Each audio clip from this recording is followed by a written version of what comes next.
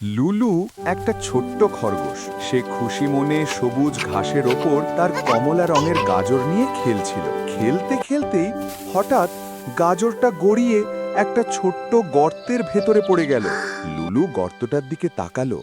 ভেতরটা একটু অন্ধকার। তার ভয় লাগতে শুরু করলো। ঠিক তখনই উড়ে এসে একটা ছোট্ট পাখি লুলুর পাশে বসলো। পাখিটা মিষ্টি করে বলল, কি হয়েছে লুলু? লুলু দুঃখ করে বলল, আমার গাজরটা হারিয়ে গেছে। পাখিটা হেসে বলল, চিন্তা করো না, আমি ওপর থেকে দেখে বলছি। হঠাৎ ধীরে ধীরে একটা ছোট্ট কচ্ছপ ওদের দিকে এগিয়ে এলো। কচ্ছপ বলল, আমি হাত বাড়াতে পারি। সে গর্তের ভেতর থেকে গাজরটা তুলে আনলো।